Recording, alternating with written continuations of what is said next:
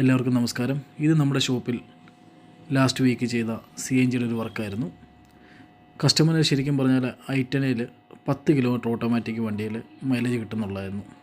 അപ്പോൾ ഇത് വെച്ച് കഴിഞ്ഞപ്പോൾ മുതൽ 24 to 25 ട്രാഫിക് ബ്ലോക്കിൽ നമുക്ക് നിലവിൽ മൈലേജ് കിട്ടുന്നുണ്ട്.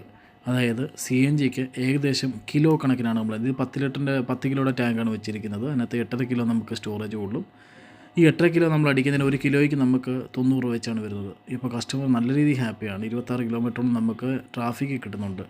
നമ്മൾ ലോങ് ഒക്കെ പോകണമെങ്കിൽ അത്യാവശ്യം ഒരു 28-30 ആ റേഞ്ചിലൊക്കെ നമുക്ക് ഉറപ്പായിട്ടും കിട്ടും. നമ്മൾ ഗവൺമെൻറ് സർട്ടിഫൈഡ് ആയിട്ടുള്ള ആൾക്കാരാണ്, ലൈസൻസ് ഉള്ള ആൾക്കാരാണ്. അതുപോലെ തന്നെ നമ്മൾ ഇത് കൂടാതെ തന്നെ നമ്മൾ RTOയിൽ പേപ്പറെല്ലാം ഓൾട്രേഷൻ ചെയ്തതിൻ്റെ പേപ്പർ വർക്ക് ചെയ്യുന്നതിന് 3500 എക്സ്ട്രാ ആവുന്നുണ്ട്. ബാക്കിയുള്ള കാര്യങ്ങൾ നിങ്ങൾ അറിയാൻ വേണ്ടിയിട്ട് ഞങ്ങളെ വിളിക്കും. ഫ്രണ്ടിൽ നമ്മൾ ടാങ്കിൻ്റെ റെഡ്യൂസർ വെച്ചിട്ടുണ്ട്. ഈ റെഡ്യൂസറിൽ നേരെ കണക്ഷൻ ഇഞ്ചക്ടറിലോട്ട് വരും. ഇഞ്ചക്ടർ നമ്മൾ CNGയുടെ ഇഞ്ചക്ടറാണ്. CNGയുടെ ഇഞ്ചക്ടറിലാണ് നമ്മളെ മാനിഫോൾഡിലോട്ട് CNG പോകുന്നത്.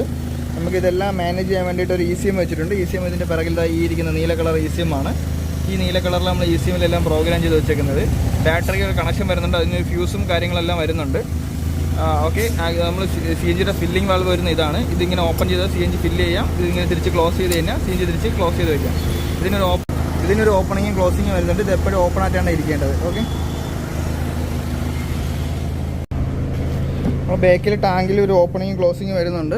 അതിവിടെയാണ് വരുന്നത്. ഇതിൻ്റെ മുകളിൽ വ്യക്തമായിട്ട് എഴുതിയിട്ടുണ്ട്. ജസ്റ്റ് ഒന്ന് നോക്കിക്കഴിഞ്ഞാൽ മനസ്സിലാവും.